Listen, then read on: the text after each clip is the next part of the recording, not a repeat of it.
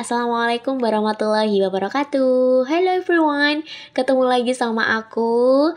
Gimana nih kabar kalian? Semoga selalu diberikan kesehatan dan selalu dilimpahkan rezekinya ya.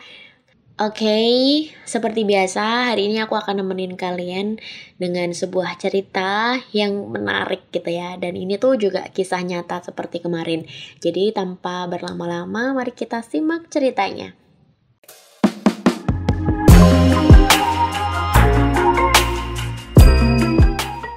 Di sebuah dusun bernama Sambeng Tiga, Desa Poncosari, Srandakan, Bantul, Yogyakarta, hiduplah seorang wanita bernama Wening Pamujiasih. Usianya sudah menginjak 35 tahun dan ia telah menikah. Wening tinggal bersama suami serta mertuanya di sebuah rumah sederhana. Suaminya bernama Nukman Rifai. Wening memiliki paras yang bisa dibilang sangat cantik. Tak hanya itu, tutur katanya lembut dan hatinya pun selembut perkataannya. Sehari-hari, Wening bekerja sebagai guru honorer di beberapa SMK negeri di daerah Sewon dan juga mengajar di SMAN 1 Lendah, Yogyakarta. Saat itu, ia dipercaya untuk mengajar mata pelajaran sejarah. Setiap hari, Wening menerapkan cara mengajar yang menyenangkan bagi para muridnya. Hal ini membuat murid-muridnya sangat senang dan mudah memahami materi yang diajarkan oleh Bu Wening. Di mata keluarga dan orang-orang terdekat, Wening dikenal sebagai pribadi yang mudah bergaul dan sangat terbuka. Ia sering menceritakan berbagai hal yang dialami atau mencurahkan isi hatinya kepada orang-orang terdekat, termasuk kepada suaminya. Wening adalah orang yang sangat komunikatif, apapun ia bicarakan dengan sang suami. Di sisi lain, suaminya, Nukman, juga merupakan tipe pria yang mau mendengarkan setiap curhatan atau cerita istrinya. Ia adalah pendengar yang baik. Wening, sang istri, tak pernah segan dan selalu ngerasa nyaman nih saat mencurahkan isi hati atau apapun yang ada di pikirannya kepada suaminya. Kedekatan mereka sangat erat juga ya teman-teman ya. Sebagai seorang suami istri kan memang harusnya seperti itu ya. Harus saling menjaga komunikasi karena itu adalah kuncinya. Di sisi lain ada seorang remaja berinisial CB yang akan menjadi salah satu pemeran utama dalam kejadian mengerikan ini. CB baru berusia 16 tahun waktu itu dan tinggal di Kecamatan Lendah, Kabupaten Kulon Progo, Yogyakarta. Kala itu ia baru duduk di kelas 10 SMA Negeri 1 Lendah, Kulon Progo. CB dikenal sebagai remaja yang temperamental, emosinya tidak stabil dan sulit terkontrol. Karena inilah ia sering dibawa berobat ke dokter kejiwaan di Rumah Sakit Gracia oleh kedua orang tuanya. Setelah didiagnosa sangat disayangkan, CB memiliki gangguan mental ringan. Keluarganya sudah rutin membawa CB ke rumah sakit untuk pemeriksaan dan ia harus mengonsumsi beberapa jenis obat. Hal ini penting dilakukan karena kondisi mental CB bisa sewaktu-waktu tidak stabil dan membahayakan orang di sekitarnya. Meskipun demikian, CB masih bisa berteman dengan beberapa siswa di sekolahnya. Ia bahkan kerap mengikuti kegiatan pembelajaran dengan baik dan jarang sekali gangguan mentalnya kambuh nih kalau di sekolah ya. Singkat cerita, CB yang sedang bersekolah tiba-tiba bertemu dengan Wening yang mulai mengajar di sekolah tersebut. CB langsung terpesona dengan kecantikan guru barunya itu. Ia menyadari ada perasaan berbeda setiap kali bertemu atau berhadapan dengan Wening. Jantungnya selalu berdebar-debar kencang saat berada di dekat guru cantik ini.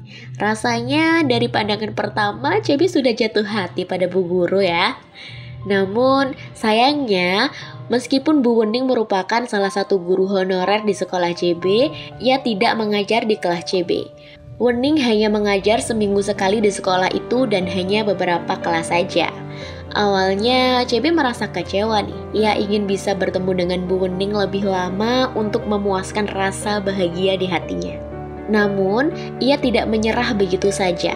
Semenjak merasakan kehadiran Bu Wening yang cantik, membawa kebahagiaan tersendiri nih buat CB.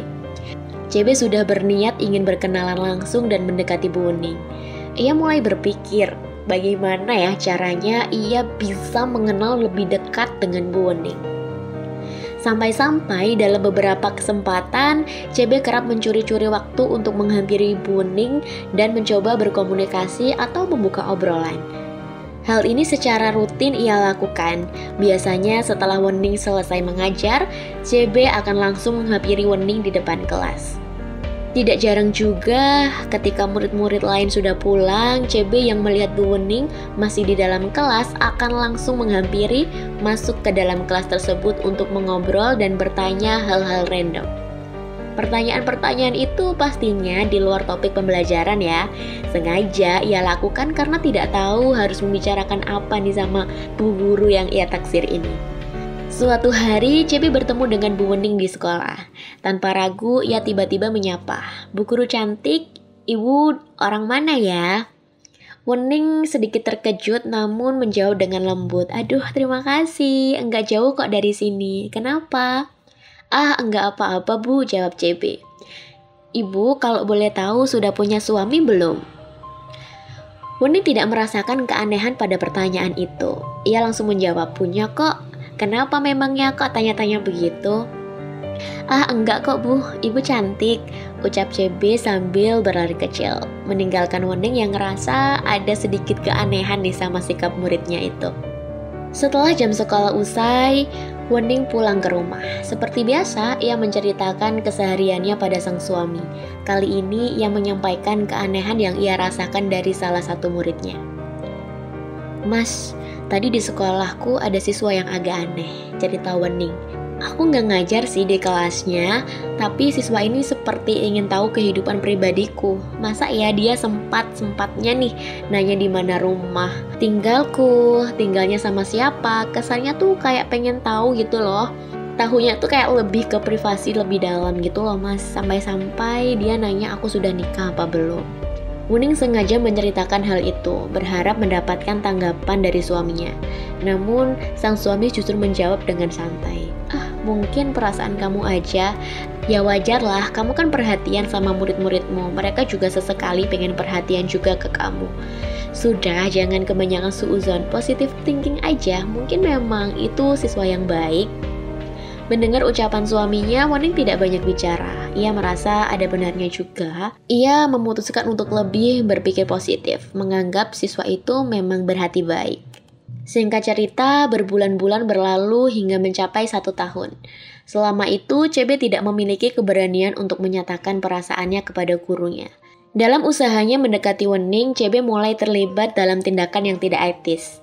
Ia mencoba mencari tahu tentang Wening dengan mengumpulkan informasi, bahkan sampai membutuhkan Wening ketika pulang ke rumah. Bisa dibilang CB benar-benar sudah terobsesi nih sama Wening. Ia rela meluangkan waktu untuk melakukan pengintaian. Dari tindakan ini, ia mulai mengetahui nih beberapa informasi pribadi Wening, termasuk bahwa Wening memang sudah bersuami dan alamat rumah tempat Wening tinggal bersama keluarganya.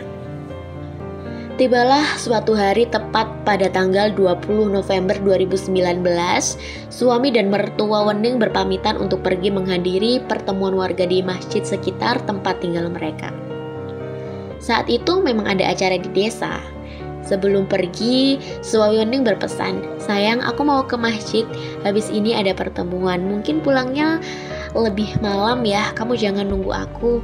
Kalau mau tidur, tidur aja, nggak usah bergadang." Wening hanya mengangguk menuruti kata-kata suaminya. Tidak lama setelah perbincangan itu, suaminya pun beranjak pergi. Di sisi lain, tiba-tiba muncul rasa rindu di hati CB. Ia berencana ingin mengungkapkan perasaannya kepada Wening. Saat itu, ia sudah tidak bisa menahan perasaannya lagi. Ia berpikir semua ini harus disampaikan kepada Wening. Jika tidak, akan menyiksa batinnya. Namun, Wening sudah sulit ditemui oleh CB di sekolah. CB tidak mau menyerah dan mencoba mencari alternatif lain agar bisa bertemu dengan Wening. Karena sudah mengetahui alamat rumah Wening, ia pun berencana untuk mendatangi rumah Wening malam itu. Tindakan ini sebenarnya sangat tidak pantas dan tergolong nekat. Apalagi CB adalah seorang murid yang bahkan Wening saja tidak mengajar di kelasnya. Namun didorong oleh keinginan hatinya yang ingin menyatakan cinta pada Wening, tindakan nekat ini tetap ia lakukan, dengan harapan bisa bertemu Wening dan cintanya terbalas. CB mulai berjalan menuju rumah Wening, namun di tengah perjalanan entah apa yang terlintas di benaknya, ia tiba-tiba mengubah rencana. Pikiran tidak senonoh muncul. Ia bukan lagi ingin menyatakan perasaan, melainkan memutuskan untuk mencuri celana dalam dan beberapa pakaian milik Wening. Sangat nekat ya teman-teman ya. Saat itu CB mulai ragu nih dengan reaksi Wening jika ia menyatakan cinta. Ia beranggapan jika cintanya ditolak, ia hanya akan sakit hati. Oleh karena itu, ia memutuskan untuk mencuri pakaian dalam tersebut, berharap bisa mengobati rasa rindu jika sewaktu-waktu keinginan bertemu Wening muncul. Di tengah perjalanan, ia pun putar balik dan kembali ke rumah untuk menyusun rencana baru. Akhirnya, pada suatu malam, rencana CB untuk mencuri pakaian dalam Wening sudah bulat. Dengan mengendarai motor, ia menuju rumah gurunya di Dusun Sambang. Setibanya di bakarangan rumah Wening, ia melihat rumah itu nampak kosong seperti tidak berpenghuni. Mengetahui hal tersebut, CB dengan santai memasuki rumah melalui pintu belakang. Tanpa kesulitan berarti, ia dengan mudah membuka pintu dan mulai melewati ruang dapur. Rumah sesederhana itu memang sangat mudah dibuka pintu belakangnya, layaknya rumah di kampung yang keamanannya tidak tinggi dan gampang dibobol maling. Saat melewati dapur, CB celingukan ke kanan dan ke kiri, mencoba mencari apa yang ia tuju, pakaian dalam Wening. Tiba-tiba, matanya menangkap sebuah pisau di dapur. Entah mengapa ia mengambil pisau itu. Padahal, hal tersebut tidak ada nih dalam rencananya sebelumnya. Namun, ketika pisau itu berada di genggamannya, tiba-tiba muncul bisikan atau pikiran untuk melukai guru yang sangat ia sukai itu. Sungguh aneh bukan? Kita kembali ingat, CB memang memiliki riwayat gangguan mental. Hal-hal seperti ini sangat mungkin terjadi ketika pikirannya sedang merencanakan sesuatu. Tanpa ragu, CB langsung mengambil pisau tersebut dan bergegas mencari Wening di dalam rumah. Awalnya ia yakin rumah itu kosong, namun ternyata Wening sedang tertidur pulas di salah satu kamar. Sungguh naas, CB yang sudah membawa pisau dan memiliki niat jahat tiba-tiba menemukan Wening yang sedang terlelap. Nah, ini dia, ucap CB saat melihat Wening. Tanpa basa-basi, ia masuk ke dalam kamar tersebut dan menggenggam erat pisau yang dibawanya. Tanpa aba-aba, ia langsung menikam pisau itu ke tubuh guru cantik tersebut. Ia mengarahkan pisau itu tepat pada dada hingga ulu hati Wening yang sedang tertidur pulas. Saat itu, Wening yang masih dalam keadaan setengah sadar merasa sangat kesakitan. Ia merintih dan berteriak minta tolong. Yang lebih gilanya lagi nih, CB yang baru saja melakukan tindakan mengerikan itu justru mengungkapkan cinta terpendamnya pada guru cantik tersebut, sambil menggenggam pisaunya yang sedang berlumuran darah merah. Wening yang masih bisa berbicara dan sadar menjawab nih, "Kamu gila ya, kamu gila, apa-apaan yang kamu lakukan ini?" Wening yang merasa sangat kesakitan dan tubuhnya sudah mulai mengeluarkan cairan merah, terus saja berteriak. Teriakan itu membuat CB panik. CB mulai sadar kalau ia harus segera pergi meninggalkan lokasi kejadian. Di tengah rasa ketakutan yang mencekam, CB langsung kabur dari tempat itu. Saking paniknya, ia bahkan tidak menyadari bahwa ia telah meninggalkan ponsel dan pisau yang ia gunakan untuk menikam gurunya. Dengan tergesa-gesa, ia mengambil motornya yang terparkir di halaman rumah Wening. Lalu langsung tancap gas. Bukan pulang ke rumah, melainkan bersembunyi di sebuah tempat yang jaraknya tidak terlalu jauh dari rumah Wening. Hal ini ia lakukan untuk mengintai dan mengetahui situasi di rumah tersebut. Bisa dibayangkan betapa mengerikan psikopat satu ini. Saat itu jam sudah menunjukkan pukul 10 malam. Para bapak-bapak yang sedang berkumpul di masjid ini sudah waktunya pulang, termasuk suami Wening Nukman bersama ayahnya, Muslih Murtijo. Belum sempat mereka masuk ke dalam rumah, masih di dalam pekarangan, Nukman tiba-tiba mendengar suara rintihan dari dalam rumahnya. Ayah Nukman, Muslih Murtijo juga merasakan firasat buruk. Ketika masuk, ia melihat Wening dalam kondisi yang sangat mengenaskan. "Ada apa ini?" tanyanya terkejut. Wening hanya bisa menjawab, "Lirih, ditusuk pisau." Sedih banget teman-teman ya. Mertua Wening itu langsung mencari keberadaan pisau dan sempat membengkokkan pisau tersebut. Barulah setelah itu ia berteriak memanggil anaknya, Nukman, dan salah satu anaknya yang lain, Gufron, ipar Wening. Nukman langsung menuju kamar dan betapa terkejutnya saat dia melihat istrinya sudah lemas di atas kasur dengan cairan merah berlumuran di sekujur tubuhnya. "Astagfirullahaladzim sayang, kamu kenapa? Siapa yang lakuin ini? Ya Allah, Pak, tolong Pak, semuanya tolong bantu istri saya," teriak Nukman kepada warga sekitar serta ayahnya. Saat itu juga ayah Wening Muslih langsung menghubungi pihak rumah sakit terdekat untuk mendapatkan pertolongan pertama.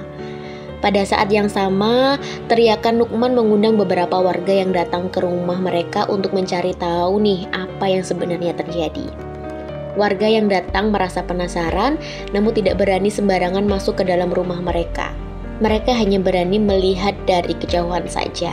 Sesaat kemudian, si pelaku, CB, mulai keluar dari persembunyiannya. CB yang tadinya bersembunyi tidak jauh dari tempat kejadian, tiba-tiba mendekat ke kerumunan warga dengan berpura-pura bertanya, "Enten opo Pak?" tanyanya. Saat itu semua orang hanya fokus menolong korban, sehingga pertanyaan dari CB tidak ada yang menggubris. CB yang memang memiliki kelainan mental itu merasa kesal karena pertanyaannya tidak dijawab.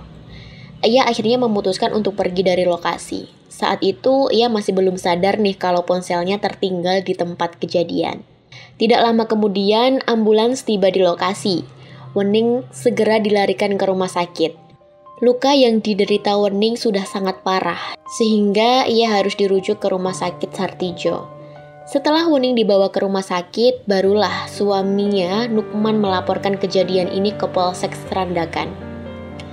Mendapatkan laporan, pihak kepolisian langsung datang ke tempat kejadian perkara atau TKP. Mereka melakukan olah TKP, mengingat tubuh Wening sudah dievakuasi ke rumah sakit. Dalam olah TKP tersebut, polisi menemukan sebuah ponsel dan sebilah pisau yang tergeletak di kamar lokasi Wening ditikam. Mendapati temuan tersebut, pihak kepolisian menanyakan perihal ponsel itu kepada pihak keluarga. Namun, keluarga merasa ponsel itu bukan milik mereka dan merasa aneh dari mana asalnya. Mereka curiga jangan-jangan ponsel itu milik sang pelaku. Pihak kepolisian langsung menyelidiki siapa pemilik ponsel tersebut. Melalui temuan ponsel itulah, polisi kemudian mengetahui pemiliknya berdomisili di Lendah, Kulon Progo. Dengan informasi tersebut, polisi segera mendatangi kediaman pemilik ponsel, yaitu CB. Saat polisi datang, dini hari itu CB sedang bersantai istirahat di kamarnya. Tiba-tiba kedatangan polisi langsung membuatnya ditahan dan tidak bisa melawan. Orang tua CB merasa bingung. Ada apa ini? Mengapa polisi ramai-ramai datang ke rumah dan mengamankan anak kami? Gumam mereka. Orang tuanya bertanya, "Nak, kamu lakuin apa ini? Ada apa sampai polisi banyak datang ke rumah?" CB yang mendengar pertanyaan dari orang tuanya itu dengan sangat jujur langsung menjawab, "Bu, aku sudah mengeksekusi guruku." Kedua orang tuanya sangat terkejut mendengar kalimat tersebut. Pihak kepolisian tanpa berlama-lama langsung menggiring CB ke kantor polisi untuk keperluan interogasi. Sesampainya di kantor polisi, CB langsung dimintai keterangan. Dengan sangat kooperatif, ia mengakui semua aksinya. Ia juga mengatakan dengan jujur bahwa ia menyukai gurunya itu dan menaruh hati terhadap Wening. CB menjelaskan bahwa ia mencari informasi di mana rumah gurunya, lalu mendatangi Wening. Namun ketika berada di dalam rumah, semua rencananya berubah. Dan entah dari mana datangnya muncul pikiran untuk menikam gurunya tersebut. CB mengaku tindakan penusukan itu datang secara spontan. Saat ditanya oleh polisi, "Kenapa kamu menusuk?" CB langsung menjawab, "Saya itu cinta Pak sama guru saya sayang, saya suka sama dia." Polisi kembali bertanya, kalau kamu sayang, kamu cinta, kenapa diperlakukan seperti ini? JB tidak bisa menjawab, ia hanya terdiam dengan tatapan kosong. Pihak kepolisian juga meminta keterangan dari pihak keluarga CB. Saat diinterogasi, keluarganya menyatakan bahwa anak mereka memiliki riwayat gangguan mental dan gangguan jiwa. Mereka menduga kuat apa yang dilakukan CB berada di luar kesadarannya, alias penyakit mentalnya sedang kambuh. Mendengar keterangan dari keluarga CB, pihak kepolisian segera menindaklanjuti pernyataan itu dengan mendatangi pihak rumah sakit untuk menanyakan riwayat kesehatan mental CB. Setelah beberapa waktu penyidikan, akhirnya Kapolsek Serandakan menyatakan bahwa penanganan kasus penikaman tersebut difokuskan pada perbuatan pidana. Meskipun CB memiliki riwayat penyakit mental atau gangguan jiwa, dalam kasus ini pihak kepolisian tetap menjeratnya pada pasal 351 KUHP tentang penganiayaan dengan ancaman hukuman 5 tahun penjara. Hal ini berdasarkan pertimbangan bahwa CB masih di bawah umur. Sementara itu, dari hasil pemeriksaan, kondisi Wening sangat memprihatinkan. Diketahui bagian ulu hatinya terluka dengan lebar 3 cm dan panjang 7 cm akibat tusukan pisau tersebut. Namun, pada akhirnya kondisi Wening berangsur-angsur membaik. Mari kita ambil hikmah dari kisah ini. Ya, oke, sampai sini aja. Sampai ketemu di cerita selanjutnya. Aku akhiri. Wassalamualaikum warahmatullahi wabarakatuh. Bye-bye. Bye-bye teman-temanku.